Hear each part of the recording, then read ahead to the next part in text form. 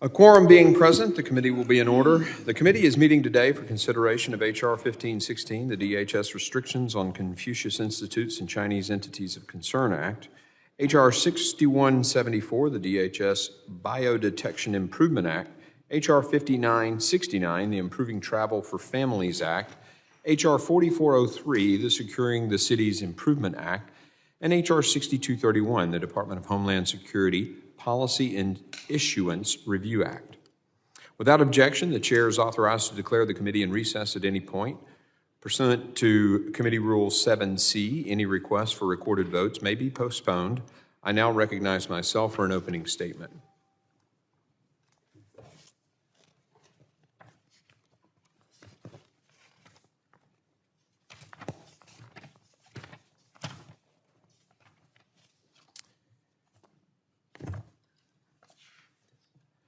To all our members, especially Ranking Member Thompson, thank you for your cooperation leading up to today's markup.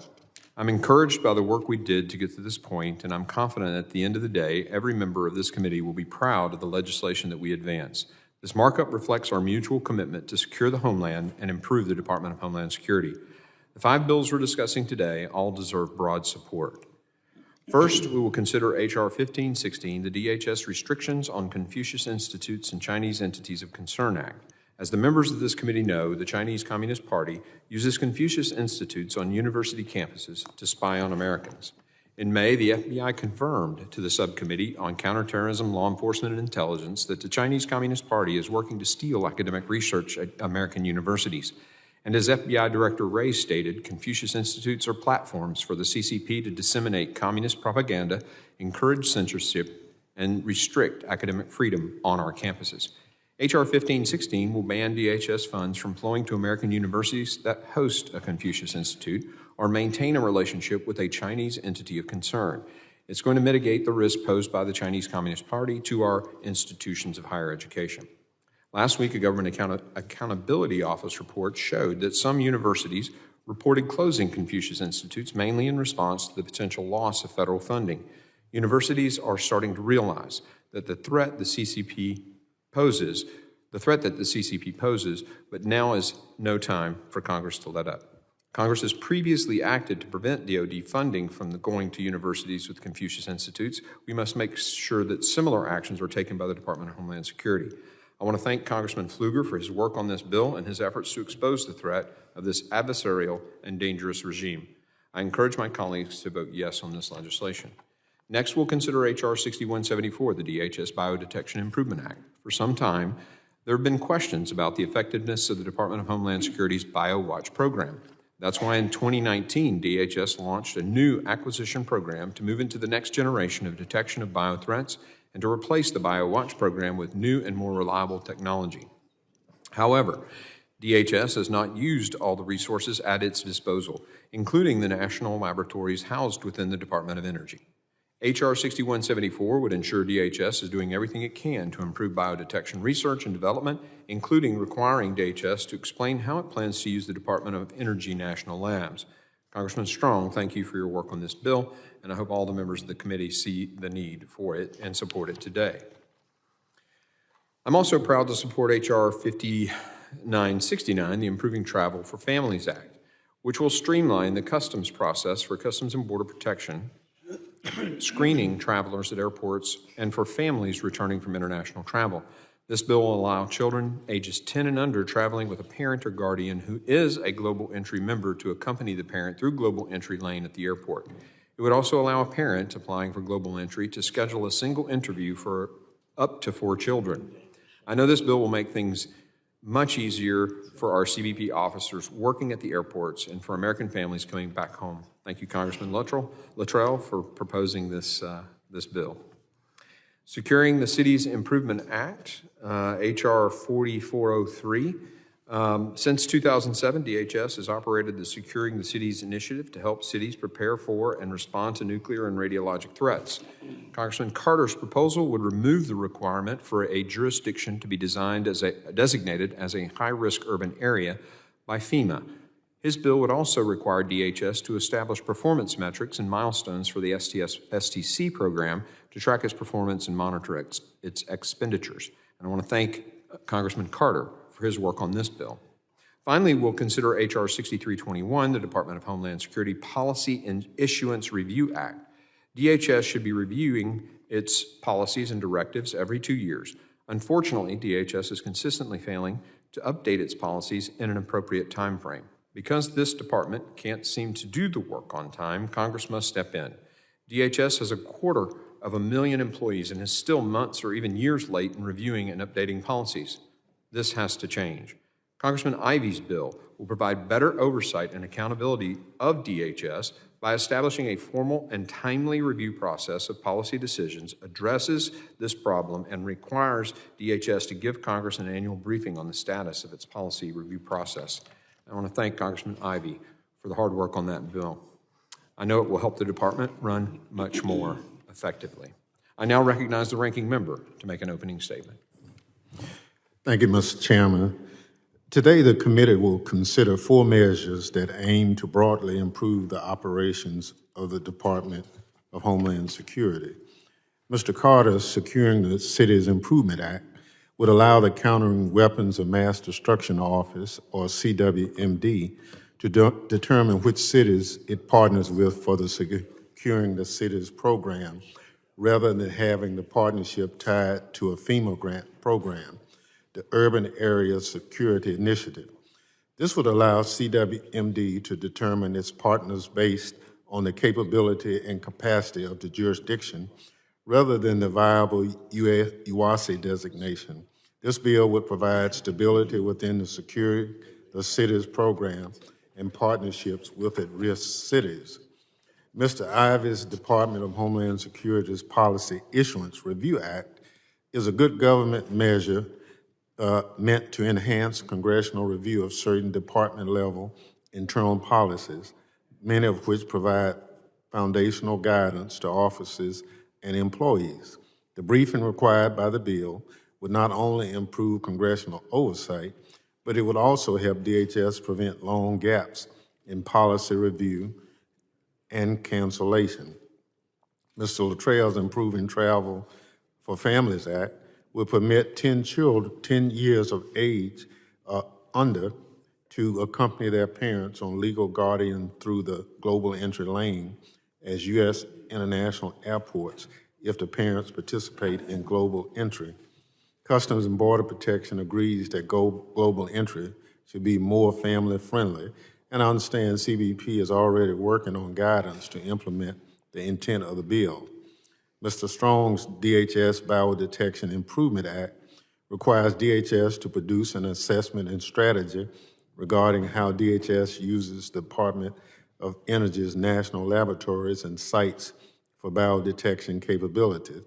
The Homeland Security Act of 2002 already contemplates DHS partnering with national labs, and this measure would give Congress greater insight into that work with regard to biodetection capabilities. At this point, though, I'd like to note that both Mr. Strong's and Mr. Carter's bill require a fully functional Countering Weapons of Mass Destruction office. That office authority is set to expire next month, and its closure would endanger national security. In May, our committee sought to extend the life of CWMD by 7 years, but despite a unanimous vote by Mr. D'Esposito, bill has not made it to the House floor. I hope the chairman will join me in doing everything possible to make sure this critical office does not close next month. Now, Mr. Chairman, our side of the aisle was looking forward to a bipartisan seamless markup with bills to enhance the security of our nation. However, Republican extremism has found its way into today's proceeding. I'll turn to Mr. Pfluger's DHS restrictions on Confucius Institute and Chinese Entities of Concern Act. There's no question that the People's Republic of China and the Chinese Communist Party have sought to influence U.S. colleges and universities for malign purposes through Confucius Institutes and other programs. I support the intent of this bill. I voted for the thoughtful bipartisan version of the bill that emerged from this committee last Congress. So I was disappointed that Mr. Pfluger's chose to ignore last Congress's bill and introduced the unworkable version that is before us today. H.R. 1516 would deny almost all the colleges and universities in each of our districts critical DHS funds, which could jeopardize emergency preparedness and response. As written, the bill also fails to contain waiver language that is currently given to the Secretary of Defense under existing law. Such a waiver would provide strategic flexibility to the Secretary of Homeland Security, and it is absolutely essential for a bill like this. Too often, this Congress, Mr. Chairman, Republicans have chosen to play politics with national security instead of taking yes for an answer. Later, I will offer an amendment containing a text of Mr. Pfluger's bill that we agreed to last Congress. My amendment would offer members the opportunity to oppose Chinese interference in a way that does not burden our colleges and universities and unnecessarily tie DHS's hand. I hope my colleagues will join me in sending one clear bipartisan message to the PRC and CCP by adopting my amendment. With that, Mr. Chairman, I yield back. Thank you, Ranking Member Thompson. Other members of the committee are reminded that opening statements may be submitted for the record. Without objection and by agreement between the chair and ranking member, the committee shall use an amendment roster today. Mr. Chairman. Yes, you're recognized. Reserving the right to object, I will not object. Would the chair please explain the agreement regarding the amendment roster? I yield to the chairman. I thank the gentleman and all committee members for agreeing to the use of an amendment roster. We have agreed that the bills be open to amendment at any point and that we will take up amendments in order listed on the roster. The chair will also allow members to offer amendments listed on the roster out of order to the extent practicable and in a manner not prohibited by House or committee rules. Amendments not listed on the roster may be considered at the conclusion of consideration of the roster. I thank the chair for this explanation and withdraw my reservation. Pursuant to notice, I now call up H.R. 1516, DHS Restrictions on Confucius Institutes and Chinese Entities of Concern Act. The bill was circulated in advance and printed copies are available. The clerk shall designate the bill. H.R. 1516. Without objection, the first reading of the bill is dispensed with, and it is considered read and open to amendment at any point. I now recognize Mr. Pfluger for the purpose of offering an amendment in the nature of a substitute. The clerk will report the amendment in the nature of the substitute. Amendment in the nature of a substitute to H.R. 1516 offered by Mr. Pfluger. Without objection, the reading is dispensed with, and the amendment is in the nature of a substitute, shall be considered base text for the purpose of further amendments. The gentleman from Texas is now recognized for 5 minutes on his amendment. Thank you, Chairman Green. This critical piece of common sense legislation before the committee day deserves our attention. It deserved our attention in the 117th Congress. For years, the Chinese Communist Party, working through the People's Liberation Army, has executed sophisticated propaganda and espionage campaigns across the globe. Of particular concern is the CCP's practice of exploiting the open and collaborative nature of American academia to conduct widespread industrial and military espionage inside the United States. Confucius Institutes were first formed in 2004. These initiatives were marketed by the CCP as a way to promote Chinese language and culture, support local Chinese teaching internationally, and facilitate cultural exchanges. However, it quickly became apparent that Confucius Institutes were an extension of the CCP's global influence apparatus, allowing it to impact the decisions of academic institutions, spy on the activities of the homeland, and promote military-civil fusion programs. Military-civil fusion is the CCP's aggressive national strategy to help the PRC develop the most technologically advanced military in the world by the year 2049, often through the theft of American intellectual property and trade secrets. The United States government has rightly taken some successful action against this encroachment in the last several years. In 2021, the NDAA prohibited DoD funding from going to institutions of higher education that host Confucius Institutes, very similar to the base text of this bill that I'm proposing. But now the time occurs for us in the Department of Homeland Security to take similar action. Under no circumstances should a school in the United States be allowed to receive DHS funding while tacitly accepting CCP's money that comes with the price tag of fealty. This legislation I put forward today, H.R. 1516, the DHS Restrictions on Confucius Institutes Act, ensures that school prioritize the security of their scientific research and with technological development efforts above a paycheck from the CCP or entities affiliated with the CCP or the People's Liberation Army.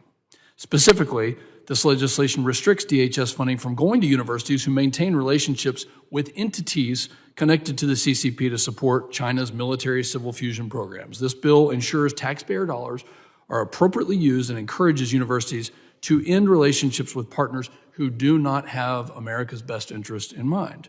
More importantly, this bill ensures U.S. institutions are free of foreign influence and safe from the theft of their research and development work. Now, it was said earlier that this is extreme. Unfortunately, we have to draw a line in the sand. This should have happened last year. In fact, some on this committee may say it's not the same bill that passed out of the committee last Congress. That is true. This bill is actually stronger and actually draws that line in the sand. The threat landscape has shifted, and in addition, I worked in good faith last Congress with this committee in the previous majority under the assurance that this bill would receive floor consideration. It did not. Again, I worked in good faith with this committee, with the prior chairman, to do that. Instead, a compromise legislative bill was offered as an NDAA amendment, but it was blocked by the Rules Committee. You're going to hear arguments that this bill adversely impacts HBCUs, MSIs, and HSIs from receiving critical funding. I don't agree with this perspective. This bill simply asks universities to make a choice. Continue to take money from entities connected to the CCP or sever those ties and be eligible for all DHS taxpayer funding. Many HBCUs, MSIs, and HSIs have already voluntarily chosen to sever those ties. Specifically, in my home state of Texas and other states like Alabama, they have chosen to discontinue ties with entities associated with the CCP for the purpose of providing security here in the homeland. Look, it's time that we draw a line in the sand. Either you support national security or you don't. This is a very simple bill, and I, for the life of me, could not understand why anybody would vote against this particular legislation. If you're a university and you want to take money from the CCP, you don't get the access to national security-related research dollars that DHS or DOD offers. DOD has already made that clear. They've already drawn the line in the sand. So for us, in the committee that was formed after the tragic events of 9/11, to sit here and say that this is partisan is absolutely ludicrous. According to President Biden's national security strategy, the People's Republic of China harbors the intention and increasingly the capacity to reshape the international order in favor of one that tilts the global playing field to its benefit, even as the United States remains committed to managing the competition between our countries responsibly. And I quote, that's his national defense strategy. I'd like to thank my staffer, Chase Savage, for following this for the last 3 years. It's time that we do come together, and I agree with the ranking member. Let's have a bipartisan approach. This is an easy bill to support, and I yield back. The gentleman yields. Does anyone wish to speak on the amendment?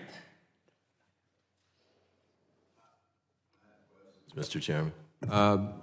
You're recognized. Okay. I would ask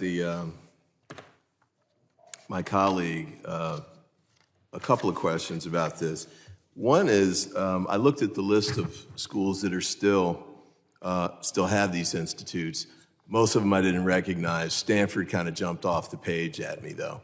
And I was curious as to whether you or your staff or the committee staff had touched base with Stanford, which would seem to be kind of at the heart of the issue with respect, because it's in Silicon Valley, it's got the type of R&D research programs that are going on, but they've opted to continue going forward with this effort. Did you get any feedback from Stanford University about the impact of this legislation or the need for this legislation? The gentleman yields. Yeah, Mr. Chairman, thank you. And I think my colleague, we've gotten feedback from a lot of universities. And specifically to the question of Stanford, I need to check, but a lot of universities have made the decision since I offered this legislation about 2 years ago to sever those ties and to move away from it. And those that have it, and in the case of Stanford, if they are one, and we have gotten feedback from academia writ large that this policy is very much in line with what the DOD is already doing with their grant program, and really falls under the auspice of national security protection. A lot of universities are doing good work. Stanford is one of those. But the prevention of research to a scientific conclusion is very much a concern, in addition to the theft of intellectual property or worse that we've seen in some of these cases. So yes, we have gotten quite a bit of feedback, positive feedback from universities. I'll check on Stanford in particular. I yield. I'd appreciate that. And just as a follow-up, the University of Maryland's in my district, and they were one of the first institutions to become participants with the Confucius Institute. They also dropped it recently, I think because of this type of legislation that's gone through. They did not express concerns about infiltration from, communist China or anything. Really, it was just a concern about not wanting to lose funding. They didn't want the penalty of the loss of funding for research. And I do note, too, here that the GAO report that's dated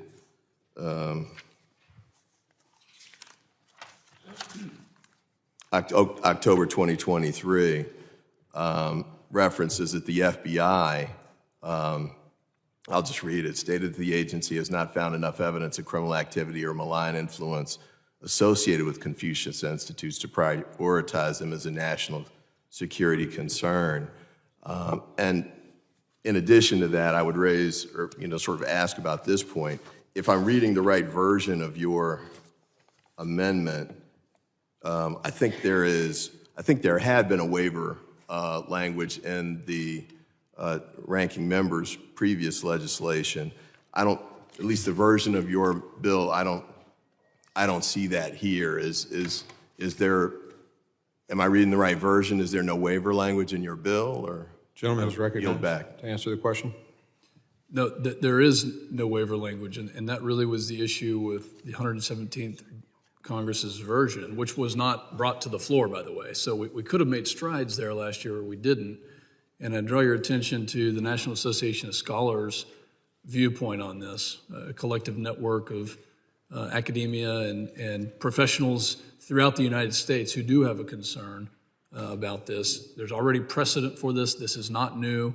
It just continues to bolster what DOD in their research programs have already done that applies to academia. And the last thing I'll say on this particular subject is a lot of times, and one of the reasons that waivers are very dangerous is because CIs will change their name. They will, like an LLC, be able to move into a new organization. DOD has had a heck of a time tracking those. They've done a very good job of tracking them. But one of the reasons that the waivers are not a good idea is because they do change their names, the entities do shift, and that money is still available with the strings attached that can compromise our national security. Yield back. Thank you. Just a couple more questions. Oh, I'm running out of time. I would note quickly then that DOD. If you want to ask a colleague to request some time and yield to you, I'm more than willing to support that or suggest it even. Happy to do that. Gentleman yields. Thank you, Mr. You have Goldman. 5 Thank you, minutes. Mr. Chairman. I appreciate that. Just with respect to the waiver, I think, if I'm reading this right, the DOD language does have a waiver that apparently hasn't been abused because, if I'm reading this right, none have been sought, but at least they have the option to do so. And I guess I would raise the issue with respect to your language because, well, you got an absolute ban on funding is number one. So the risk or the exposure an institution would face if they misunderstand or make the wrong assessment about whether this would be applicable or not could be pretty severe depending on where their funding comes from with respect to Homeland Security. And I did have some questions about sort of the scope of, you've got the definitions for Chinese entity of concern. One of these, I think it's E, provides support to any security. If they do any of these things, they could be considered one of these entities. E is provide support to any security, defense, police, or intelligence organization of the government of the People's Republic of China or the Chinese Communist Party. So, I was just thinking about it. So for police, for example, if you have an entity that provides translators, like an academic institution, and that whole institution would then become defined as an entity under your Section 2, then if that entity provided anything to Stanford, for example, like a translator or a professor or an exchange student or vice versa, if I'm reading this correctly, in absence of a waiver provision, they could lose all of their funding with respect to the Department of Homeland Security. Am I reading that correctly? Does the gentleman? Gentleman's recognized. I yield, I'm sorry. The definition is the same as it was in the text of the bill last year. So the definition of a Chinese entity of concern, Confucius Institute, has not changed. And that's a key provision. Just on that point, if I could reclaim my time, I'll yield back in a second. But that's the point of the waiver, though, right? So in the previous bill, you had the waiver provision so that if there was a scenario where that was a broader application, then might make sense in the specific terms of whatever that institution is, then someone could waive the applicability of this. But in your version, there's no safety valve like that. And I yield back. Actually, my apologies to Mr. Goldman. It's his time, so you Oh, I'm yield. sorry. And we recognize Mr. Pfluger, I assume. Yeah, of course. Yeah, and again, to go back kind of to the simplicity of this bill, it really is a choice for each university. And they're going to have to weigh those risks and rewards with their own funding mechanisms. And if they believe that they so desperately need the CCP funding, then that's their choice. And I think that's, something that each institution, in the case of University of Maryland, that they have pulled back, and many others have done that, actually quite a few. So I think the safety outlet is the fact that there is no waiver, that you're going to make a choice, and it's either you're in favor of protecting what could be classified information, what could be used in the formation of national security, either tactics, techniques, procedures, research that leads to the security of this country, or you're not. And I think one thing that is different this year, Mr. Ivey, is the threat landscape has completely changed and morphed into what we anticipated it was going to be, but it's here. We have a hot war occurring in Europe. We have an outbreak of war in the Middle East. I know this committee has done many classified briefings on the threat that Confucius Institutes pose to our society. We've done hearings and had witnesses that have told us about CCP-sponsored police stations in major cities like New York City. We have to be eyes wide open, and that's why the approach here is we're going to draw a line in the sand. We're not banning that funding. We're just simply saying that universities need to make a choice, and that choice will be up to them. And if they need DHS funding, then they're going to have to make the choice to not have CCP-sponsored money. I yield to you. I yield back to Mr. Goldman, and thank you. Thank you, Mr. Chairman. Thank you, Mr. Pfluger. I yield the balance of my time. The gentleman yields. Does anyone else wish to make? Mr. Carrera, you're recognized. No. Well, go ahead, Mr. Carter. Oh, Go ahead. Thank you, Mr. Chairman. Ms. Pfluger, I just wanted to try to figure out where we're going with this. Thank you for your good efforts. So you're essentially saying if you receive funding from a Chinese entity of any sort, form, or manner, you're not, no? Would the gentleman yield? Of course. No, that's not true. It's a Chinese entity of concern, as defined, that has a link or an affiliation or association with a CCP-related academia or sponsored institution that has been deemed as a Chinese entity of concern. So there are many other cultural types of organizations that do sponsor, with the monetarily sponsored programs. But this is different, and this is what the DoD has really set the precedent on, is that they have identified these entities, and they do morph, and the names do change. And that's what I'm trying to figure out here, because you're absolutely right. A lot of these entities in China do morph, and most of the entities in China are owned by the government, if not all. And so the ability to morph is unbelievable. And so I'm trying to figure out here, if you're really trying to stop the funding, or I should say university accessing department or government funding, any entity, I would say any entity, maybe the ones you've identified now, but since they are going to morph, they have a possibility of a very vague area there where if you're going to, err on the side of caution, then you're going to be essentially saying no funding from these entities from China.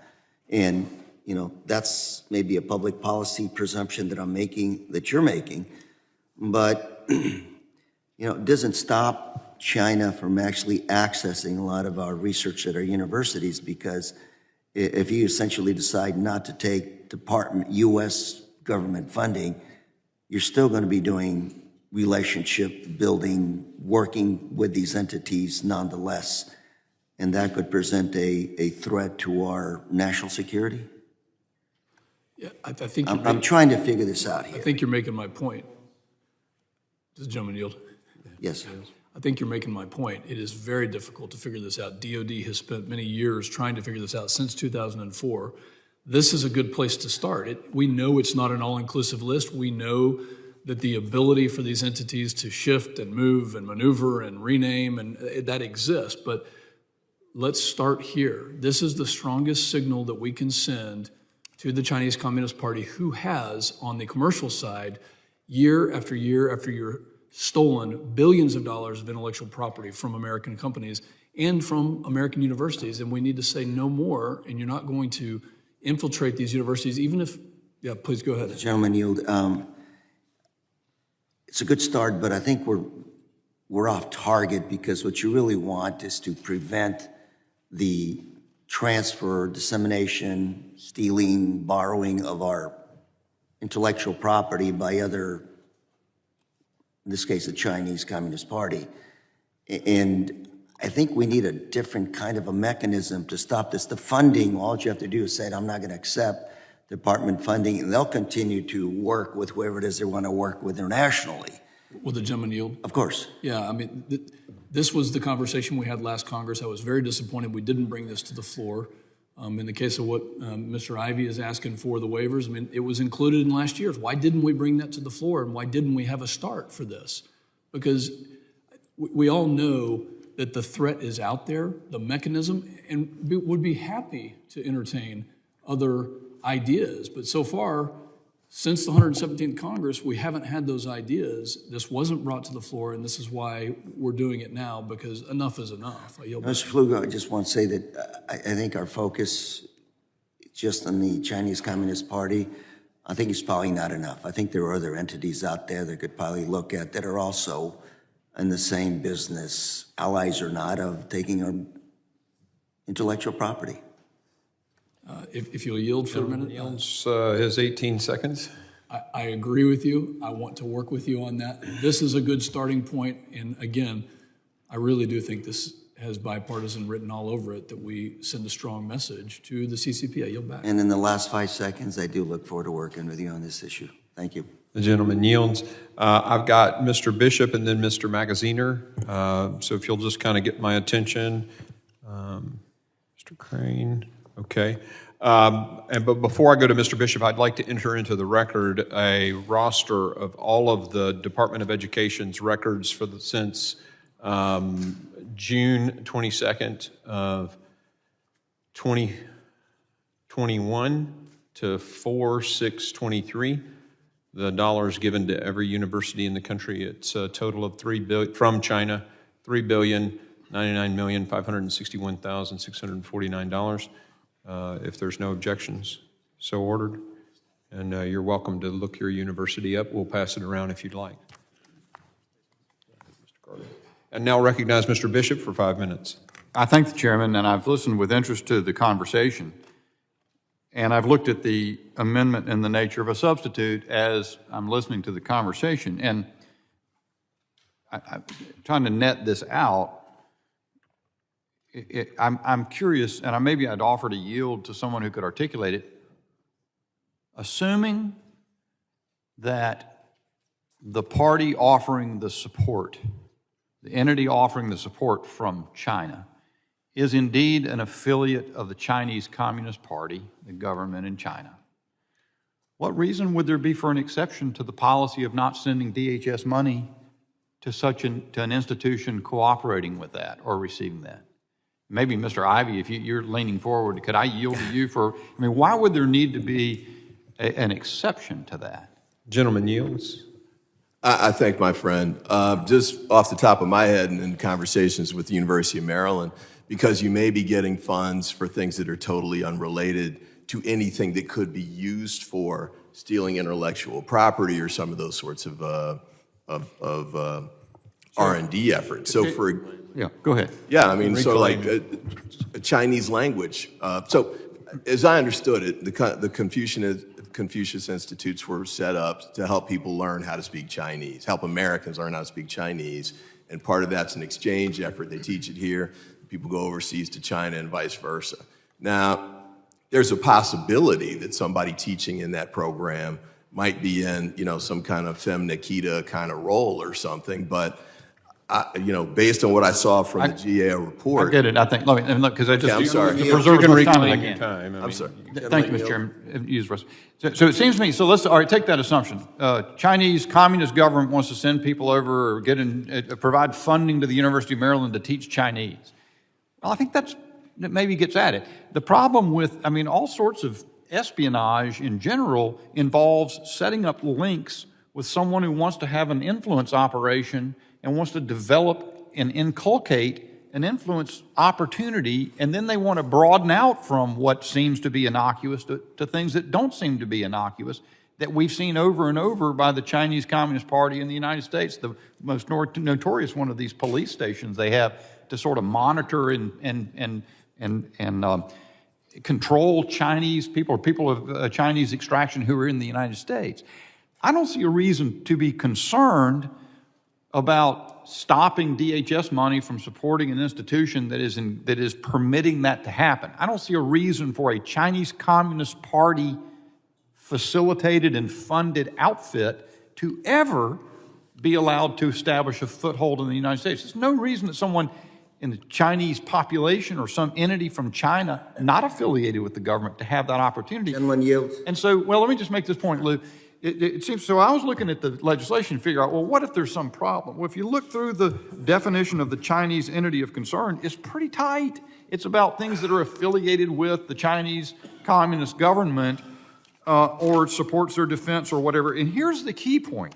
Look at the last subsection of the document. The way this works is the Secretary of Homeland Security is supposed to ensure that this being performed by saying to the college or university concerned, if they identify such an entity. Now that means DHS is going to have to know what this entity is, that there's funding coming through, that it falls under the definition of an entity of concern, and then the DHS says to that institution, we're going to have to cut off your funding unless you cease this affiliation. So it's not like this is an inadvertence or that they're going to proceed without any basis. In fact, Mr. Ivey would know that as a matter of administrative procedure, they can't proceed in an arbitrary or capricious manner. They're going to have a basis in evidence to conclude that there's such a violation, and then they warn, and only if the warning is refused or ignored could there be a deprivation of funding. I don't see the risk, a material risk. And in fact, if you can understand, I don't think DHS is going to apply effort to that unless there's some good reason to do it. I don't see a reason to build in. I think the problem is we do a lot of wanting to seem to address something. The motto of my state is esse quam videris, to be rather than to seem. A lot of times people want to move something like this so it gives us cosmetically, we're dealing with this threat when people don't really want it dealt with after all. And they want to be able to propose some sort of backdoor in the administration so they can just waive this whenever they want to. I don't see a reason to do that, and I'm looking to hear, honestly, in the course of this conversation, why that reason exists. I yield. Gentleman yields. I now recognize Mr. Magaziner for 5 minutes.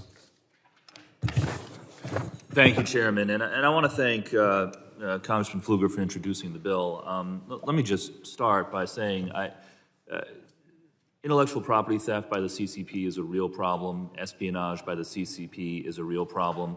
It's frankly been eye-opening to me since I got here to Congress as I've learned the extent to which the CCP is determined to steal intellectual property from U.S. companies, to spy on U.S. critical infrastructure.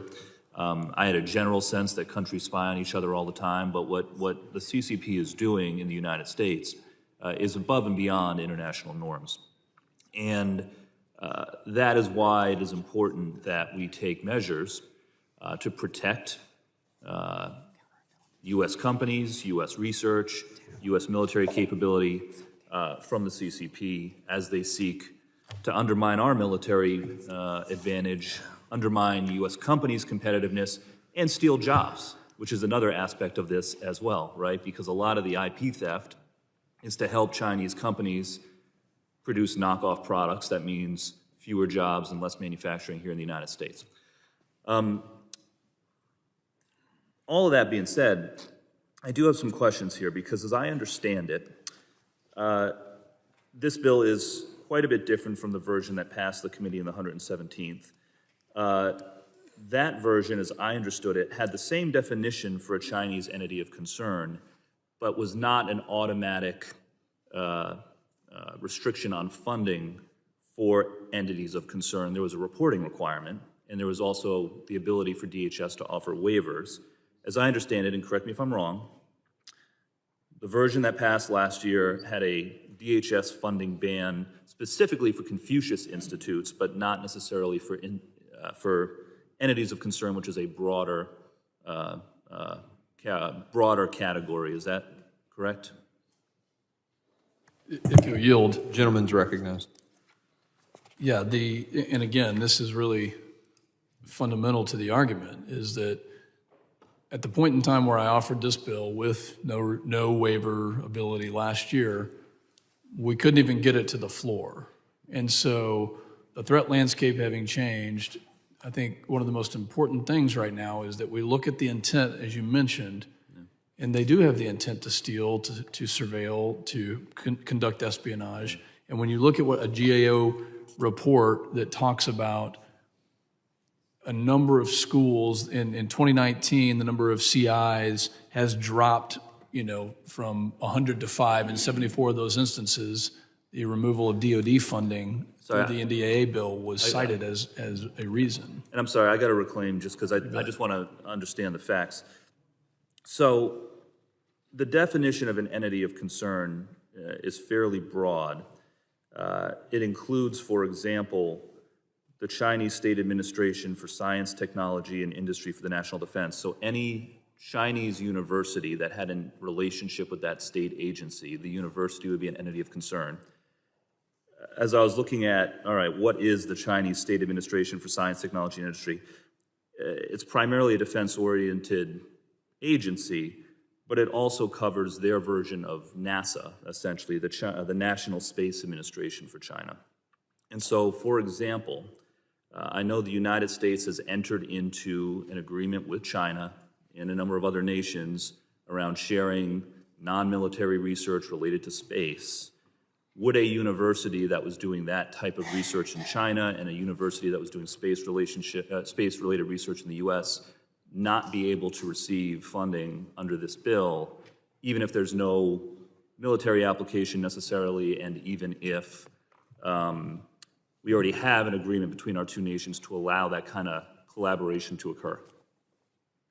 Yeah, again, if you yield for a second, the question is on, and we had no disagreement on the definition of entity of concern last Congress. So what has changed this Congress? So if that same entity of concern, well, the difference is that in the bill last year, entities of concern were not automatically barred from all funding, right? Confucius institutes were, entities of concern were not. And so I think the fundamental question for me, and I know I'm low on time, is is the definition of entities of concern so broad that we may accidentally be including things that we don't mean to include? And, I want to get to the bottom of this and try to have my concerns satisfied, so if someone else will yield, I'd be interested in continuing the conversation. The gentleman yields. I now recognize Mr. McCall for 5 minutes. It's an interesting debate. I chaired this committee, and this came to my attention when I chaired this committee.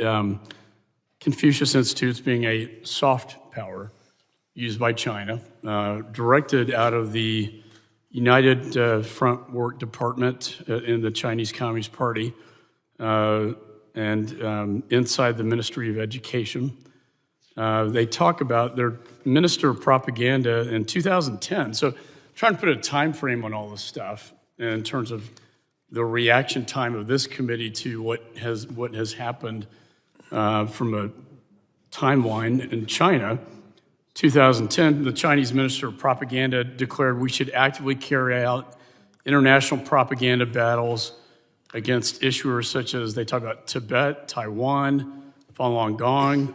We should do well in establishing and operating overseas cultural centers and Confucius Institutes. And they talk about it being a soft power. And then this is back, again, this is going, the timing of this bill and what I think my colleague from Texas is trying to do, the urgency. We've waited a while.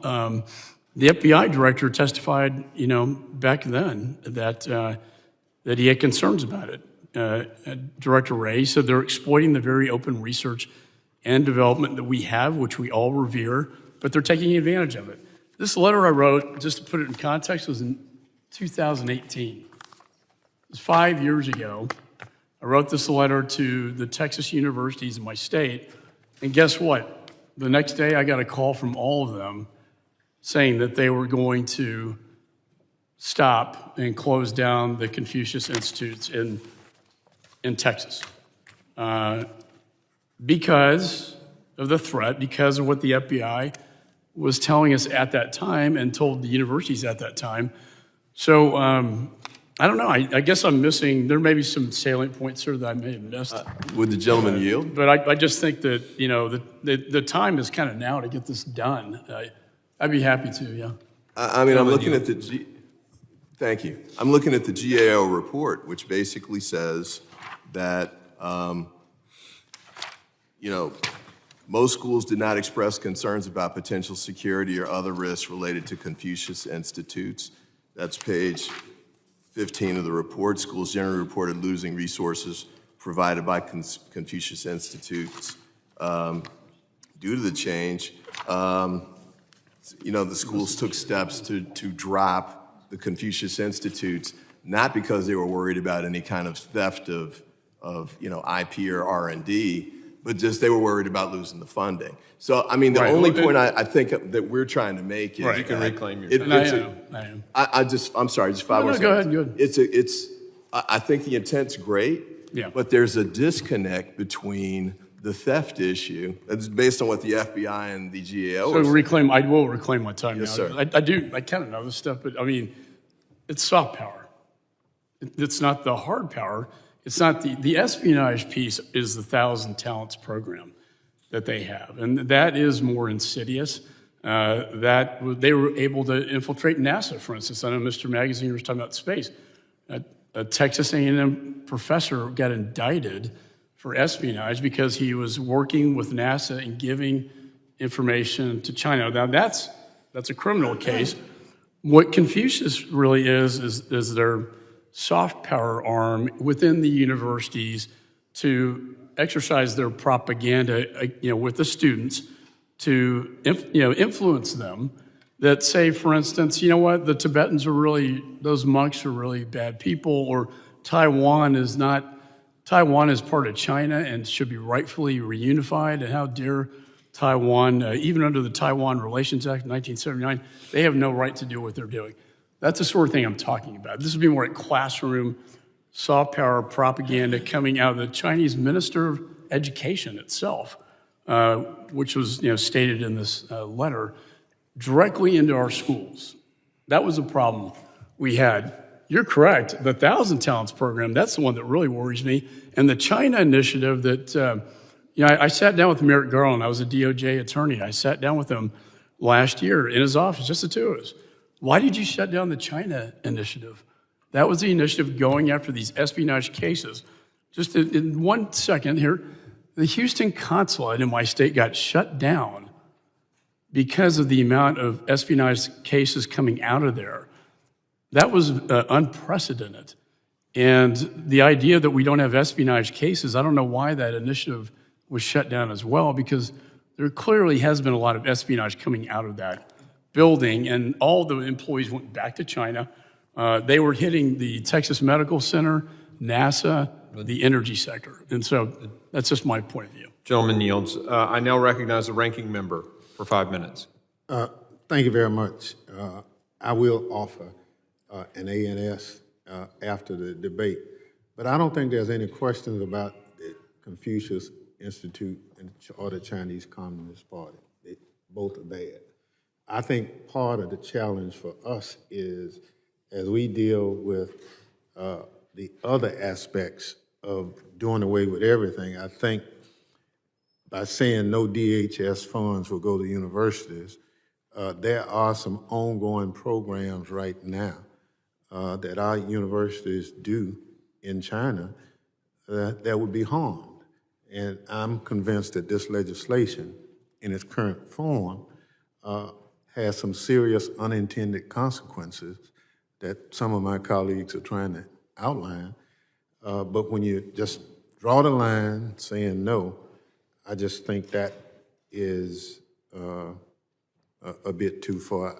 I yield to the gentleman from California, Mr. Correa. Gentleman yields. Thank you very much. I just, Mr. Pfluger, trying to work with you on this and trying to figure it out. Our counterintelligence needs to know what's going on in China. We've got to have some relationships. And coming out of the state of California, one of our biggest industries is the pharmaceutical industry. Got a lot of research and development, and a lot of that research and development university also kind of seeps over into China. A lot of research there as well. We need to know what they're doing and work with them. Whether we want or not, we had COVID-19 and originated in China. We had to work with them to figure out the solution to this challenge. And so we have to fund university research, university ties with entities that we may not find palatable. So I'm just, help me out. I'm trying to work with how do we reconcile those kinds of scenarios with your legislation, sir? If you'll yield. Of course. Of course the schools claim that there's no threat, but every single one of us is invited down to the skiff to participate in the briefs. And I'm not saying that there's not a... Whether we show up or not, that's... I'm not saying there's not a threat. I'm just saying there's certain... In the process of deeming... Gentleman reclaims. Do you yield or? Just very quickly, I'm not saying there's not any threats. I'm just trying to figure out how to wordsmith, how to, essentially work with your legislation to make it operative on these other circumstances. And go ahead. Thank you. Gentleman yields. The fact is that when DHS works with the university to deem an entity of concern, I think they mean it. I think they actually say, we are concerned about this entity. And so I really don't see a reason to have a waiver when DHS says, we're concerned that this entity using military, that's one thing that you guys have not brought up. The definitions here all talk about civil military fusion, military research, military applications. So that's the risk to national security that I think we're missing here.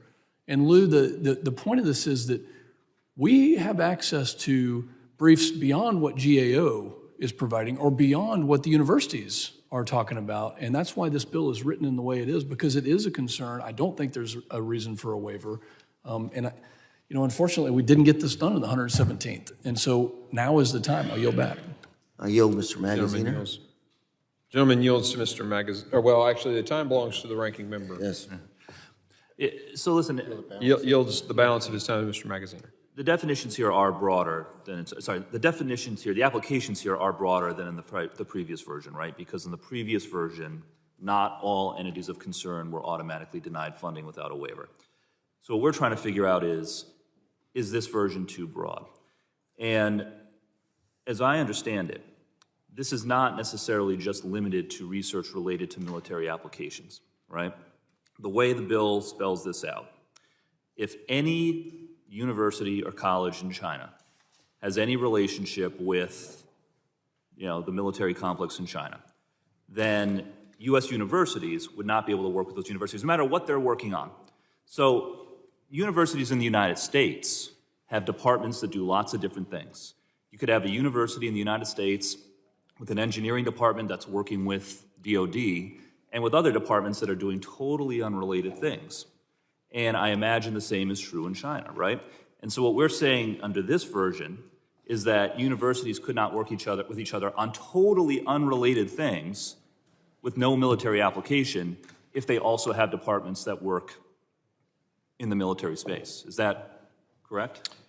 Let me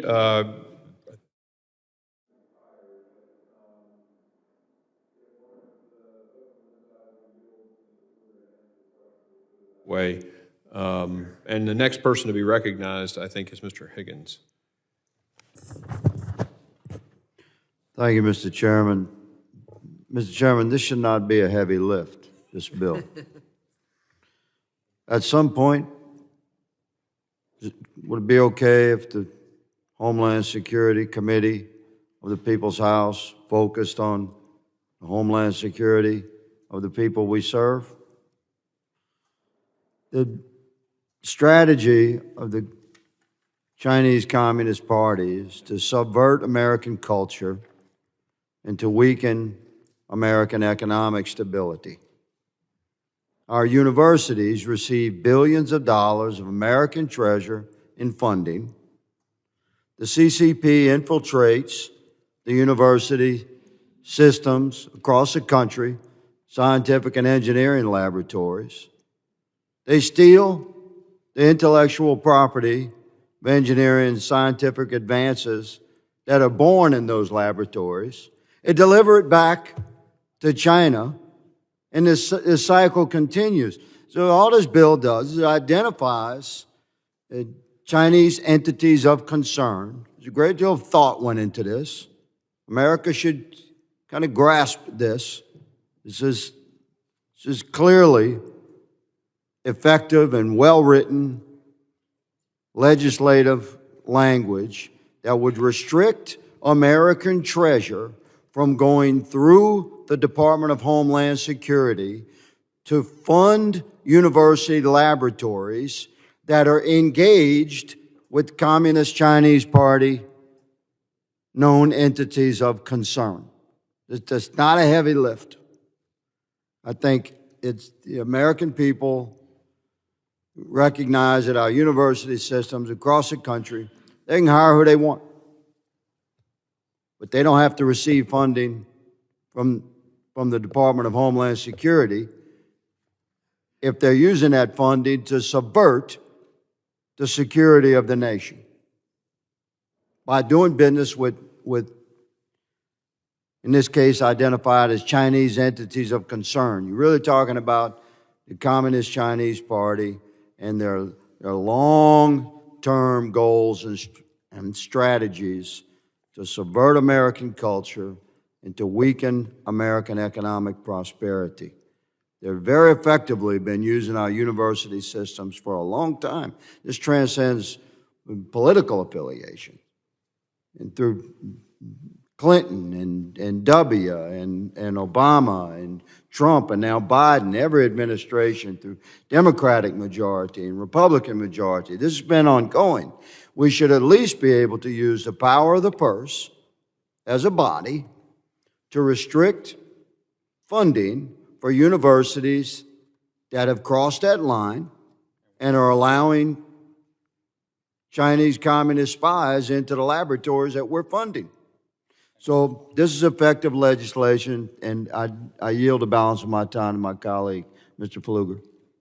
And Chairman, I'll yield back to The gentleman yields. one sentence to me. If I may, Mr. Pfluger, I yield to my colleague, Mr. You Bishop. may yield to Just a quick point of emphasis, and that university in question won't stop when asked by DHS. That's the only time this becomes operative, and by the way, once they stop, they get their money back. It says it right there. I don't appreciate the risk. In fact, it's a little tepid, Mr. Pfluger. I mean, we're still letting the Chinese Communist government come in here with their 1,000 talents under this. All this does is Chinese military connected entities. I don't understand why this is that hard. I yield back to Mr. Higgins. Reclaiming my time, I yield the balance to Mr. Pfluger. Thank you, and I think I've said all that needs to be said. I'll yield back to you. The gentleman yields. I now recognize Mr. Carter. Mr. Chairman, I yield my time to Mr. Magaziner. And I won't be long because I don't want to belabor anything. I agree with Mr. McCall. It is time for us to pass a version of this bill, 100%. The threat is real. Chinese espionage, IP theft are real. American universities, unfortunately, are a conduit for that. No disagreement there. What I am concerned about is how broad this legislation, this version of legislation appears to be for me. So again, the way it's written, if a department of a Chinese university has a relationship with the Chinese version of NASA, right, and a totally unrelated department is working with an American university on something, then they are restricted from this funding. If the University of Rhode Island, right, we've got a great marine biology program at the University of Rhode Island, or the Ocean State, if they were working with a Chinese university on marine science, on fisheries, something that had nothing to do with the military, no military application at all, but that Chinese university had a separate department that was working with the Chinese version of NASA, then as I understand it, Would the gentleman yield to the chair? that collaboration would not be permitted because the definition, yes, in a second, the definition of an entity of concern is any Chinese college or university that works with one of these Chinese defense-related agencies in any respect. I'll yield. The gentleman yields. I want to thank him for that. I just want to point out the Intelligence Act of 2017 from the Chinese Communist Party that requires all data to be shared that is gathered. So any entity, I mean, it is all one entity, right? So, yeah. And you're aware of that, okay. Okay, right, understood. But again, I'm talking about research, Representative Correa used the example of research in the healthcare space. I'm using I'm trying to think of examples that are as far away from the military field, as far away from, profitable U.S. IP as possible. Could not work with a Chinese university if an unrelated department in that university was also doing research that had a military application. Would you yield one more time to me, though? As I understand it, by the definition, it would only be those with ties to the military. Right, but again, as in our universities, our large universities, there are some departments that may be doing work with our military, our DOD, and other departments that do, romance languages or things that are totally unrelated. And so I guess what I'm saying is, if this were limited to research that had defense applications or industrial applications, that I would understand. If there was even just a simple waiver, then I would support this bill most likely. If we pass the ranking member's amendment to allow for waivers, I would certainly support this bill. But I am concerned that while the intent is 100% right, and I absolutely agree we ought to pass something in this space as soon as possible, we may be inadvertently doing this more broadly than any of us would intend or any of us would agree is reasonable. I'll yield back to the. Well, I don't remember who I have time from at this point. So whoever it is. The ranking member has 1 minute and 33 seconds. Well, thank you. The only thing I'd say is we tried to negotiate with Mr. Pfluger, and I heard Mr. Bishop say the bill is soft. We actually tried to make it harder in our negotiations. Let me tell you what we said. We said Chinese entities of concern language be banned S&T R&D funding for any U.S. university that has a relationship with any Chinese university, since basically every Chinese university contributes to the Chinese defense industry in some way, so long as the DHS secretary can issue a case-by-case waiver. So we basically tried to ban everything, but we couldn't get it negotiated. And so that kind of brings us to where we are now. But there were a lot of us who wanted to do exactly what I'm hearing people say that's not in the bill, and we weren't able to get it in. I yield back. The gentleman yields. I now recognize Mr. Menendez for 5 minutes. I think he's the last one that's asked to speak. I'm sure people are excited about that. Thank you, Mr. Chairman. I just want to go over a couple of points that just for me, I think provide clarity as to some of the challenges with this version of the bill.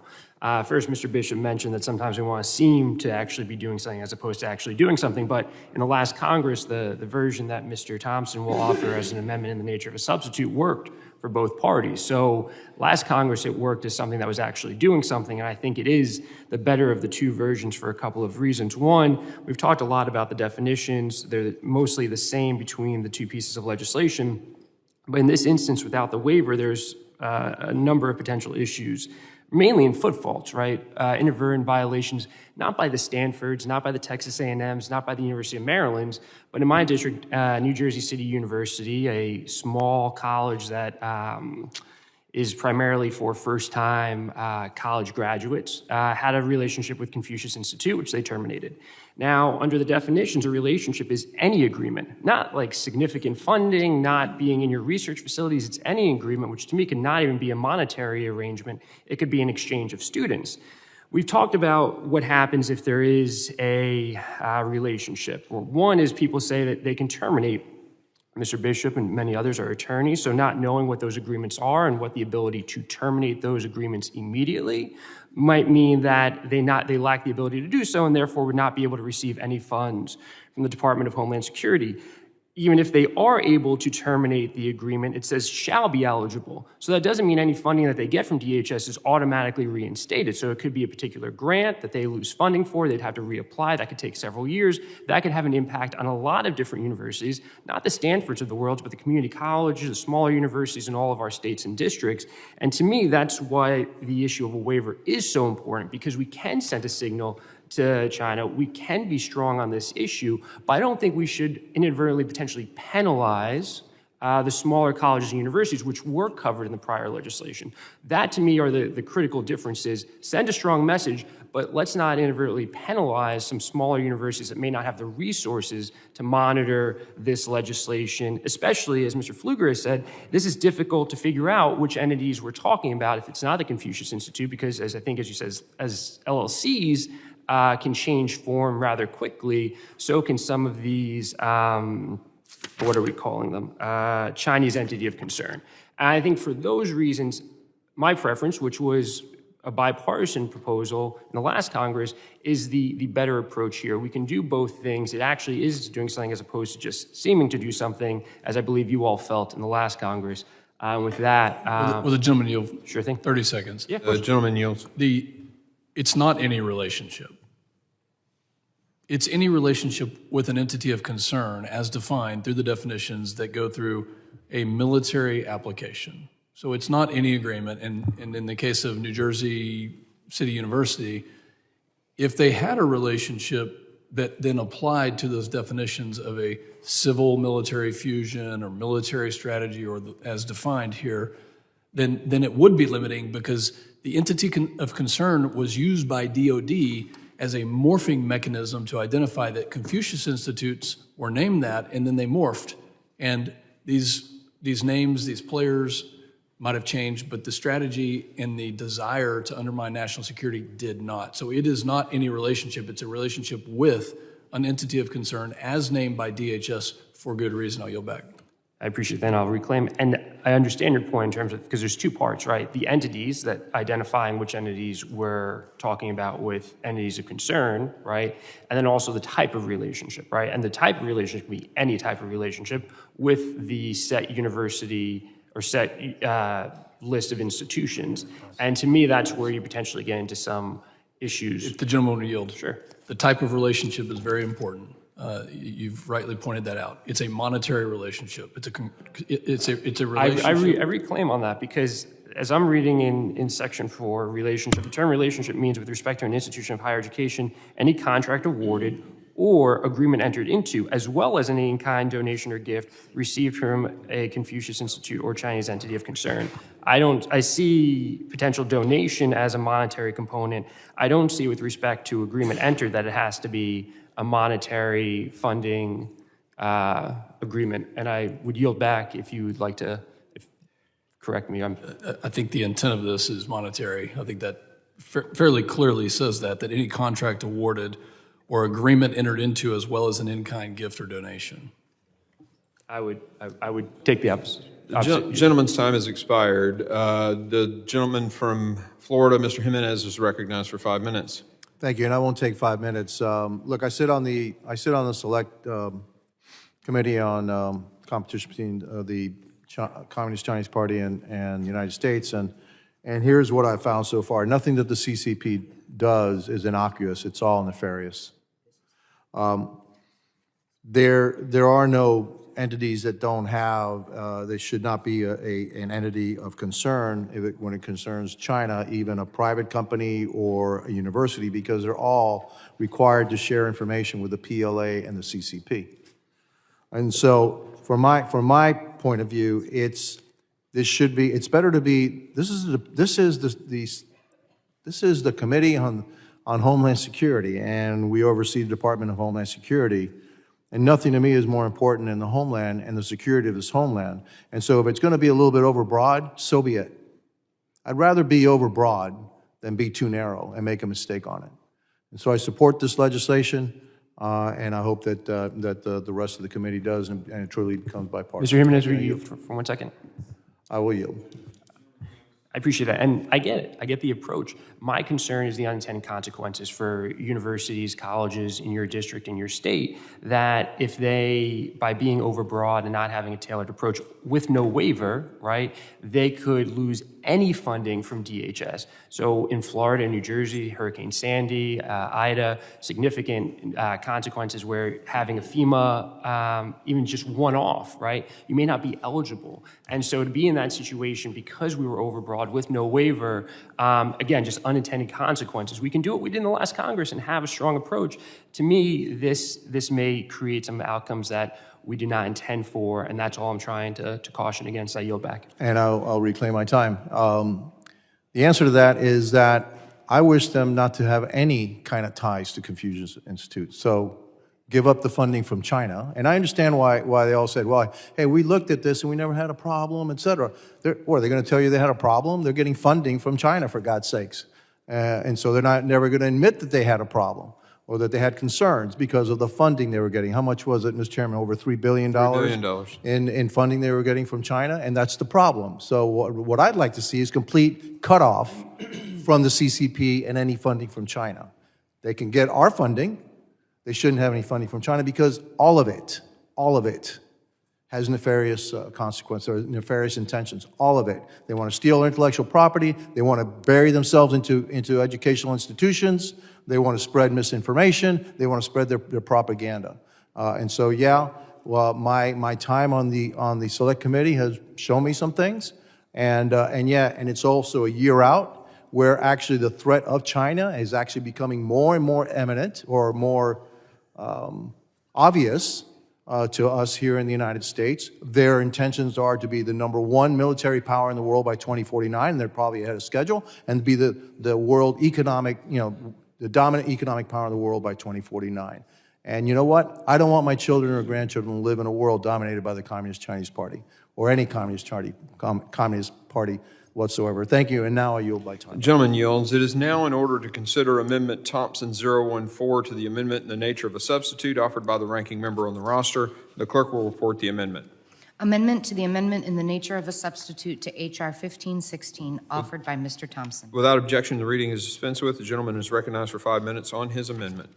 Thank you, Mr. Chairman. Mr. Chairman, over the past decade, the People's Republic of China has poured hundreds of millions of dollars into U.S. universities through Confucius Institutes and other means, and it expects a return on that investment. What is that return on investment?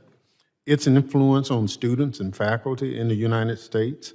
It's having leverage for the Chinese Communist Party to interfere with academic freedom and speech. It's having a back door to the Chinese Communist Party to steal intellectual property, information technology, and research. And this must end. Recognizing that this is a security risk, the 2018 Congress restricted Department of Defense funding to universities that host a Confucius Institute, resulting in the closure of several institutes. Last year, I supported Mr. Pfluger's bill restricting DHS science and technology and research and development funding to the United States universities that host Confucius Institute. I thank Mr. Pfluger for working with Democrats on that bill, and we ultimately reported that bipartisan bill as amended out of the committee. But today, Mr. Pfluger has rejected last year's thoughtful and bipartisan bill and instead returned to basically the same language the committee had to fix last year, but worse. Cracking down on the People's Republic of China and the Chinese Communist Party and protecting U.S. education and innovation is a bipartisan priority. My amendment is straightforward. It replaces Mr. Pfluger's extreme language with the last year's committee-approved bipartisan language. Under Mr. Pfluger's current language, including his prohibition on all DHS funding for any U.S. university that has a relationship with a broadly and vaguely defined Chinese entity of concern, it's likely that many of the universities in every one of our districts would be harmed. For example, in the University of Texas Permian Basin, in Mr. Pfluger's district, has an 8-week summer research experience for students to study in the Shandong University of Science and Technology.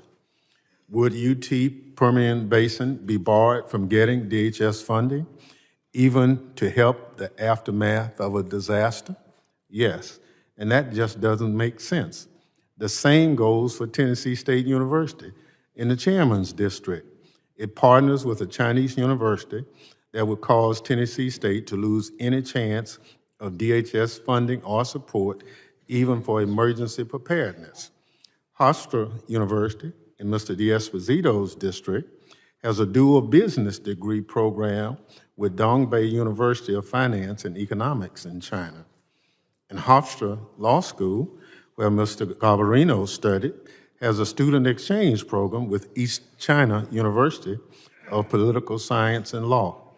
I could go on listing how this bill, as it written, could hurt universities and students in each of our districts. But I hope you see what I mean. That's why I'm offering this substitute at this moment. My amendment would make sure that the 10 or so universities that still host Confucius Institute would be restricted from receiving DHS science and technology and research and development funding, which DHS itself has noted would make the most sense because of the bill as written could cut schools in our district off from critical funding that has no relation to partnerships with Chinese universities. My amendment also ensures greater transparency into the relationship between U.S. institutions of higher education and Chinese entities while preserving beneficial cultural and educational exchanges, particularly in historically black colleges and universities and other minorities-serving institutions. And it grants the DHS secretary flexibility to, on a case-by-case basis, waive the funding prohibition under certain circumstances, the same flexibility provided to the Secretary of Defense under existing law. I support the spirit of Mr. Pfluger's bill, which seeks to help address the threat posed by the People's Republic of China and the Chinese Communist Party, but I cannot support his proposal to throw away the bipartisan bill we negotiated last Congress. With that, I hope my colleagues will join me in supporting this amendment, Mr. Chairman, and with that, I yield back. The gentleman yields. Does anyone wish to speak on the amendment to the amendment? If there's no further debate, the question is... Mr. Chairman, just quickly, I just wanted to add that to the ranking member, Mr. Lilloda also went to Hofstra Law. It was the night program, but he also went to Hofstra Law School. The gentleman I accept the amendment. The gentleman yields. If there is no further debate, the question is on agreeing to the amendment in the nature of a substitute offered by Ranking Member Thompson. All those in favor say aye. Aye. All those opposed, no. No. In the opinion of the chairs, the noes have it, and the amendment in the nature of a substitute is not agreed to. Chair, I request a recorded vote. A recorded vote is requested. The clerk will call the roll. Mr. McCall. No. Mr. McCall votes no. Mr. Higgins. No. Mr. Higgins votes no. Mr. Guest. No. Mr. Guest votes no. Mr. Bishop. Mr. Bishop votes no. Mr. Jimenez. Mr. Jimenez votes no. Mr. Pfluger. Mr. Pfluger votes no. Mr. Garbarino. Mr. Garbarino votes no. Ms. Green. Ms. Green votes no. Mr. Gonzalez. Mr. Gonzalez votes no. Mr. Lalota. Mr. Lalota votes no. Mr. Ezell. Mr. Ezell votes no. Mr. D'Esposito. Mr. D'Esposito votes no. Ms. Lee. Ms. Lee votes no. Mr. Luttrell. Mr. Luttrell votes no. Mr. Strong. Mr. Strong votes no. Mr. Burkeen. Mr. Crane. Mr. Crane votes no. Mr. Thompson. Mr. Thompson votes aye. Ms. Jackson Lee. Mr. Payne. Mr. Payne votes aye. Mr. Swalwell. Mr. Correa. Mr. Carter. Aye. Mr. Carter votes aye. Mr. Tanadar. Aye. Mr. Tanadar votes aye. Mr. Magaziner. Aye. Mr. Magaziner votes aye. Mr. Ivy. Aye. Mr. Ivy votes aye. Mr. Goldman. Mr. Goldman votes aye. Mr. Garcia. Mr. Garcia votes aye. Mrs. Ramirez. Mr. Menendez. Mr. Menendez votes aye. Ms. Clark. Ms. Clark votes aye. Ms. Titus. Ms. Titus votes aye. Mr. Burkeen. Ms. Jackson Lee. Mr. Swalwell. Mr. Correa. Mrs. Ramirez. How am I recorded? Clerk, how am I recorded? You are not recorded. Chair votes no. Chairman Green votes no. The noes have, oh, I'm sorry. The clerk will tally. Mr. Chairman, on Reports, that Kelly. vote, there were 11 yeas, 17 noes. The noes have it, and the amendment is not agreed to.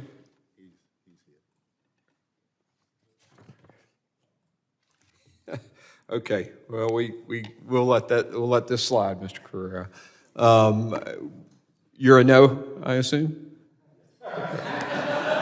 Oh, you're a yes. Okay. Dang it. All right. Tally the count and add Mr. Carrera. All right, Mr. Correa votes yes. That was going to be a proxy vote? Yes. And the count, the tally the count. On that vote, there were 12 yeas, 17 noes. The noes have it, and the amendment is not agreed to. There are no further amendments listed on the roster. Are there any other amendments to the amendment in the nature of substitute? Hearing none, the question is now on agreeing to the amendment in the nature of a substitute offered by Mr. Pfluger. All those in favor say aye. Aye. All those opposed, no. No. In the opinion of the chairs, the ayes have it, and the amendment in the nature of a substitute is agreed to.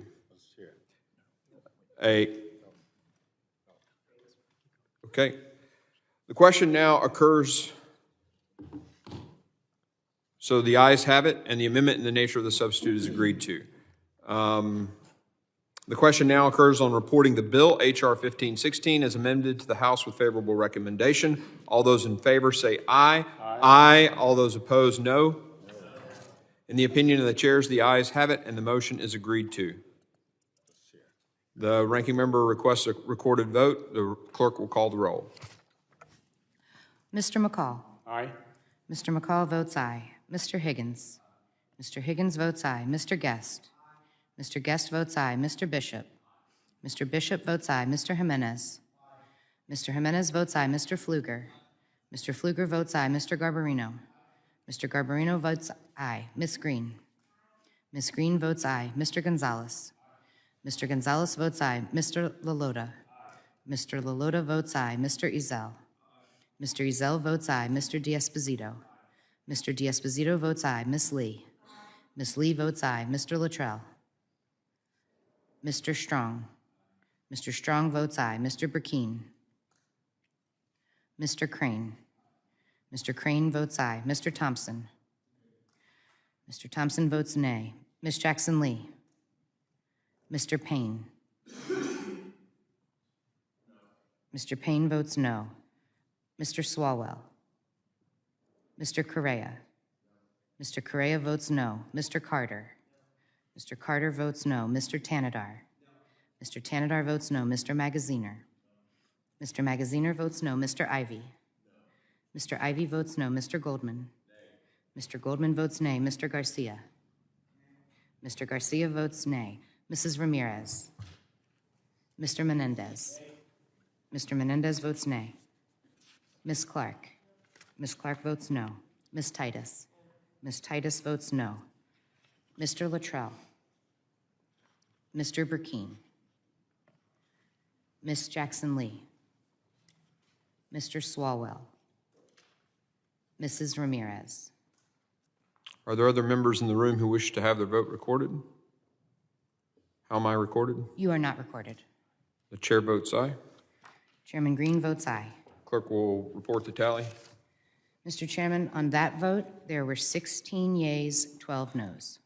The ayes have it, and the motion is agreed to without objection. The motion to reconsider is laid on the table. Pursuant to notice, I now call up H.R. 6174, the DHS Biodetection Improvement Act. The bill was circulated in advance and printed copies available. The clerk shall designate the bill. H.R. 6174. Without objection, the first reading of the bill is dispensed with, and it's considered read and open to amendment at any time. The gentleman from Alabama, Mr. Strong, is recognized for 5 minutes on his measure. Thank you, Mr. Chairman. I'm pleased that the committee has convened today to mark up this important piece of legislation. In response to the 2001 anthrax attacks, the Department of Homeland Security established a BioWatch program, which is a monitoring system that collects and tests the air samples for biological agents likely to be used in a bioterrorism attack. Currently operated by the Countering Weapons of Mass Destruction Office, the technology behind the BioWatch program was originally developed in coordination with the Department of Energy's national laboratories. However, since 2019, DHS has faced continuous challenges in acquiring biodetection capabilities to replace BioWatch. And while DHS has the authority to utilize the Department of Energy's national labs to identify and develop new technologies related to biodefense, to date, DHS has underutilized that resource. For that reason, I'm introducing H.R. 6174, the DHS Biodetection Improvement Act. This legislation directs the Secretary of Homeland Security to conduct an assessment of how DHS has utilized the Department of Energy's national labs and sites and submit a strategy for how the department will coordinate with the DOE to address biodetection, research, and development. Specifically, the strategy requires DHS to identify and develop an acquisition and procurement plan to acquire existing biodetection technologies that can either individually or together meet the department's biodetection mission needs. Conduct periodic external evaluations to identify gaps and potential failure points with respect to such biodetection technologies, and develop a clearly defined program and technical requirements for future DHS biodetection programs. Furthermore, to ensure that DHS is held accountable, H.R. 6174 requires DHS to report to the House Committee on Homeland Security and the Senate Committee on Homeland Security and Governmental Affairs regarding the assessment and strategies no later than 1 year after the date of enactment. Over the years, the threats from America's enemies have continually evolved and become more complex. Given this, I believe that this is critical that the federal government increases interagency coordination to improve America's bioweapons defense posture. I want to thank Chairman Green and all members who have shown their support by signing on to this as original co-sponsors of this legislation. I urge all members to join me in supporting this critically important piece of legislation. Thank you, Mr. Chairman. I yield back the balance of my time. Does anyone wish to speak on the bill? Are there any amendments to the bill? Hearing none, the question is on reporting the bill favorably to the House. All those in favor signify by saying aye. All opposed say no. In the opinion of the chairs, the ayes has it, and the motion is agreed to. Without objection, the motion to consider is laid upon the table. Pursuant to notice, I now call up H.R. 5969, the Improving Travel for Families Act. The bill was circulated in advance and printed copies are available. The clerk shall designate the bill. H.R. 5969. Without objection, the first reading of the bill is dispensed with and is considered read and open to amendments at any point. I now recognize Mr. Luttrell for the purpose of offering an amendment in the nature of a substitute. The clerk will report the amendment in the nature of a substitute. Amendment in the nature of a substitute to H.R. 5969, offered by Mr. Luttrell. Without objection, the reading is dispensed with, and the amendment in the nature of a substitute shall be considered base text for the purpose of further amendments. The gentleman from Texas is recognized for 5 minutes on his amendment.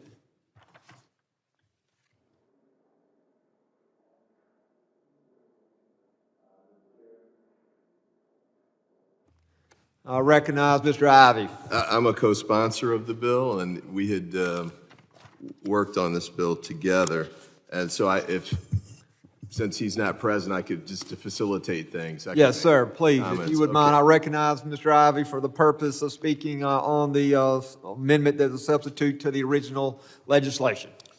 Thank you, Mr. Chairman. I want to be careful about speaking on behalf of the actual sponsor of the legislation, but I decided to co-sponsor this bill because I thought it made a lot of sense. The idea here is just to facilitate in travel scenarios under the Global Entry Program, just to make it more family friendly. So it does this by allowing children ages 10 or under to accompany their parent or legal guardian through the Global Entry when clearing customs in the United States. The bill also makes it possible for parents to schedule interviews for Global Entry for their kids as a group. I think, up to 4 is the number that it would go up to.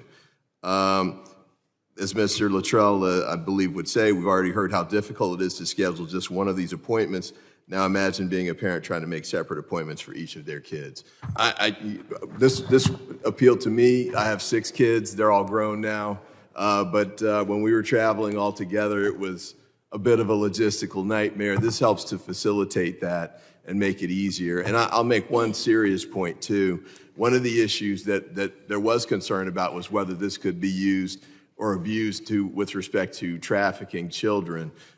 We did outreach to advocacy groups to make sure that they didn't have any concerns on that front.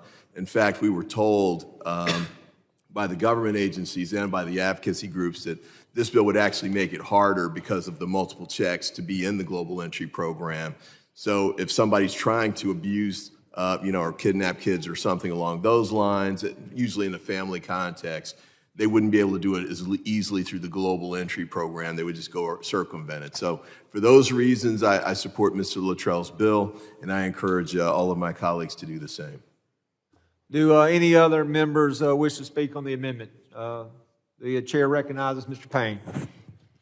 Thank you, Mr. Chairman, and I support this bill and the amendment in the substitute offered here today. The Global Entry Service allows pre-approved, low-risk travelers to receive expedited clearance upon arrival in the United States through automatic kiosks at select airports such as Newark Liberty International Airport in my district. Thanks to this legislation, parents enrolled in Global Entry with traveling children aged 10 or younger would be able to bring their children through the Global Entry line upon arrival from the international flight. I cannot think of anything more low risk than children traveling with their parents, with their pre-approved parents. While a policy such as this is warranted, we can do better when setting policies that improve the interactions the DHS personnel have with children. This belief is one of many reasons I introduced the Homeland Security for Children Act, which was signed into law last year. One specific area where I believe we can improve a proposal such as this is to extend this policy to cover all minors who may have special needs, such as a physical or developmental disability, traveling with their parents. I'm aware that Customs and Border Protection plans to publish a Federal Register notice soon regarding the policy change proposed by the underlying bill. I plan to reach out to CBP and encourage them to expand this change so that all children aged 10 and under, along with any minor with a disability, can access global entry lane with their enrolled parents. I hope my colleagues in the majority are willing to work with me on this and see the benefit, not just for the 12-year-old child on the spectrum who just got off a flight with their parents from abroad, but also for parents who would no longer have to deal with long CBP lines only because their child with special needs is not enrolled in global entry. And Mr. Chairman, with that, I yield back. The gentleman yields. I now recognize Mr. Luttrell for 5 minutes. Thank you, Mr. Chairman. Ranking Member Thompson for bringing up this important bill before the committee today. I'm pleased with my colleague, Mr. Ivey, to introduce H.R. 5969, the Improving Travel for Families Act. Global entry has been a critical asset in expediting clearances for pre-approved low-risk travelers who do not have any criminal records and who exhibit good merit upon the arrival to the United States. Reduced wait times and access to expedite entry into the United States are benefits of global entry membership. Unfortunately, the global entry program currently has an application and interview backlog with applications processing times for over 4 to 6 months. Under current law, only pre-approved global entry travelers are permitted to utilize dedicated lanes and kiosks. This can create a major inconvenience for global entry approved parents with young children who are not global entry approved. My office has heard firsthand details from travelers and airport staff who have global entry memberships and traveling with their infants who do not have memberships have been told they cannot utilize global entry lanes.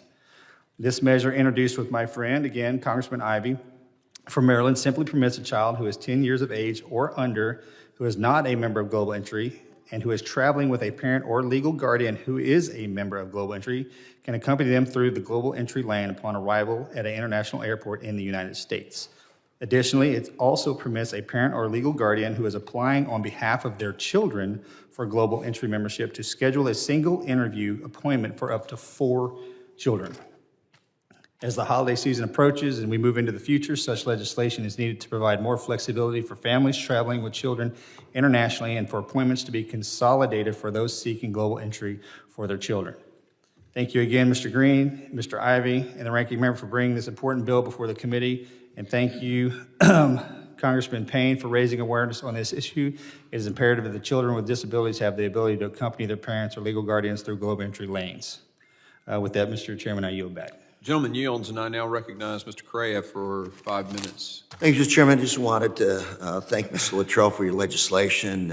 Any of you have ever applied for global entry, you know it's a very exhaustive background check. And you got family, kids, it's a brutal process. And this is good for travelers coming back to the U.S., adds to our security, but you also want to make it convenient for families. So, Mr. Luttrell, thank you very much for your legislation. Look forward to supporting it. Gentleman yields. Do I have anyone else who wants to make a comment or speak on the amendment? Okay. There are no further amendments listed on the roster. Are there any other amendments to the amendment in the nature of a substitute? Hearing none, the question now is agreeing to the amendment in the nature of a substitute offered by Mr. Luttrell. All those in favor say aye. Aye. All those opposed, no.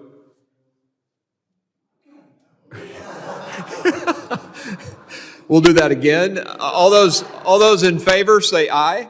Aye. All those opposed, nay. The ayes have it in the opinion of the chair, and the amendment in the nature of the substitute is agreed to. The question now occurs. That felt like voter intimidation to me, but The question now occurs on reporting the bill H.R. 5969 as amended to the House for the favorable recommendation. All those in favor say aye. Aye. All those opposed, no. In the opinion of the chair, the ayes have it, and the motion is agreed to. Without objection, the motion to reconsider is laid on the table. Pursuant to notice, I now call up H.R. 4403, the Securing the Cities Improvement Act. The bill was circulated in advance and printed copies are available. The clerk shall designate the bill. H.R. 4403. Without objection, the first reading of the bill is dispensed with and it is considered read and open to amendment at any time. I now recognize the gentleman from Louisiana, Mr. Carter. He's recognized for 5 minutes on the measure. Mr. Chairman, thank you very much. I'm pleased to present this bipartisan legislation which would help cities build and maintain their security capabilities against nuclear and radiological threats. First, I'd like to stress, while my bill is a priority and of the utmost importance, it can only help cities if the DHS Office of Counter Weapons and Mass Destruction is authorized before December 21st, 2023 sunset. Without CWMD, there's a real possibility that the securing of cities programs would cease to operate. In May, our committee passed legislation to address the December 21st sunset. I look forward to continuing the work with my colleagues to address sunset issues so that programs like Securing the Cities will continue to be fully operational. The Securing the Cities initiative, also called STC, was launched by the Department of Homeland Security in fiscal year 2007 as a pilot program to support New York City, New Jersey, and Newark in detecting and preventing nuclear or radiological threats.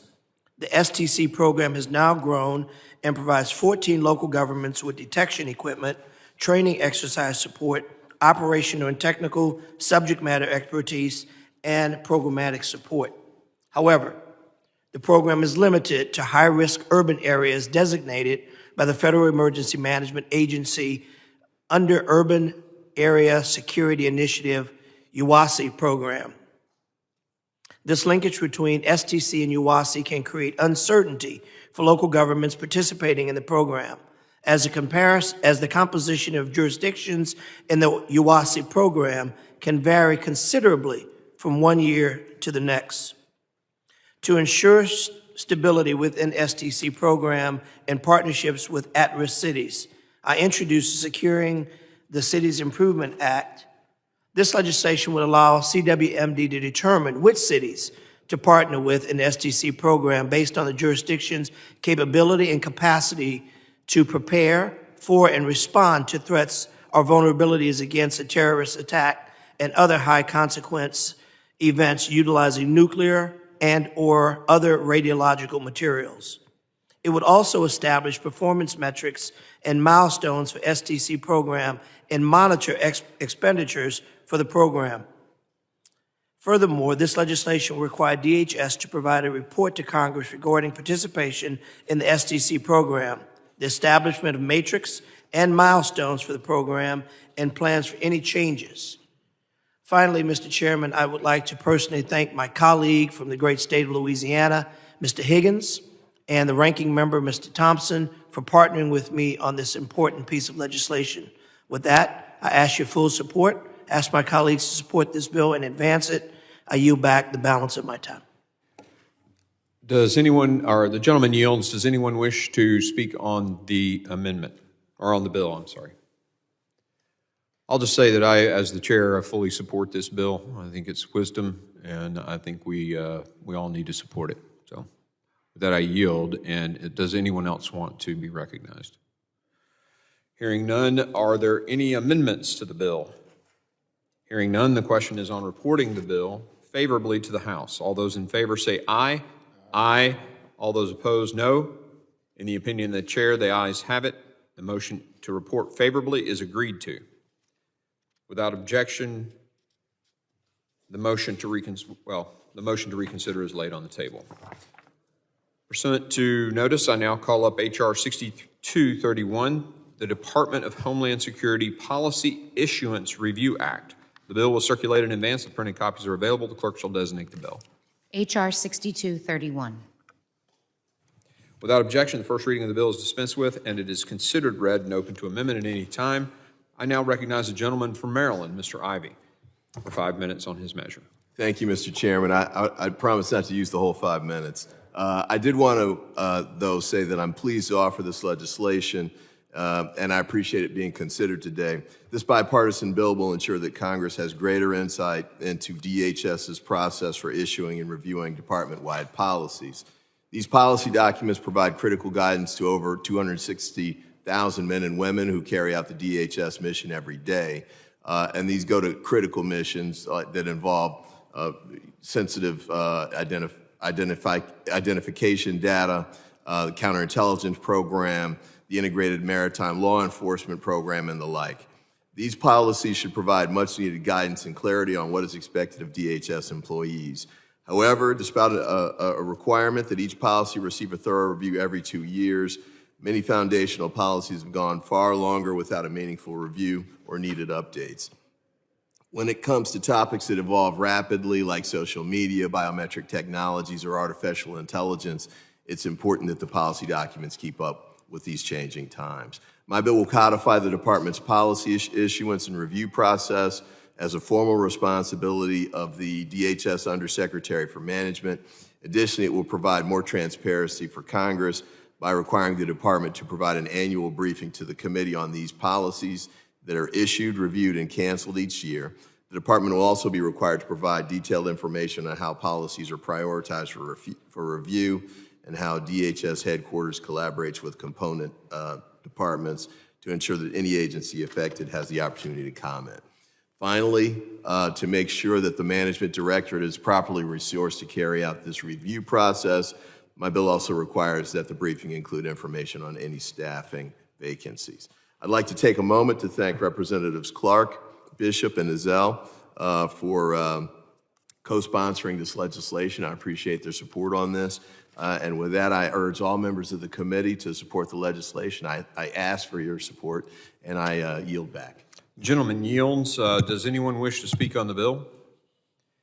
I'll recognize myself for just a few seconds. I think this is a timely bill. You know, I think both parties would agree that we, as the Congress, have granted a lot of power to the bureaucracy, the administration, and being able to oversight effectively requires that policies get reviewed, and in that review process, we can look at it and just see the power that has been sort of granted in rulemaking and all that stuff. I really think this is a very good bill, and I'm glad and honored and pleased to support it. Does anyone else wish to speak on the bill? Okay, hearing none. Are there any amendments to the bill?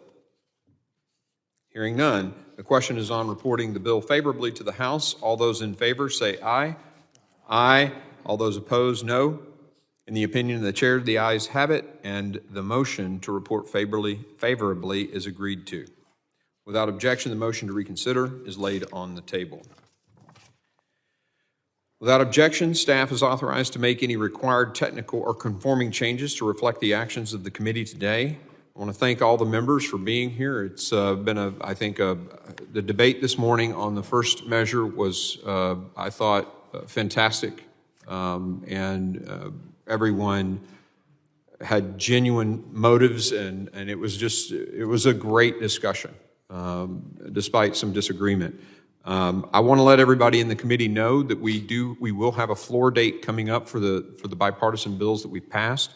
I have petitioned the leader for that to happen sooner rather than later, and I should have a date hopefully within a week, and we'll get that out through the ranking member and through our staff side as well. This concludes the consideration of the bills noticed by the committee for today. Mr. Chairman. You're recognized. Mr. Chairman, pursuant to Clause 2L of Rule 11, I request that members have 2 calendar days to file with the clerk of the committee supplemental, additional, or minority views on the measures ordered reported by the committee today. So ordered. There being no further business, and without objection, the committee stands adjourned.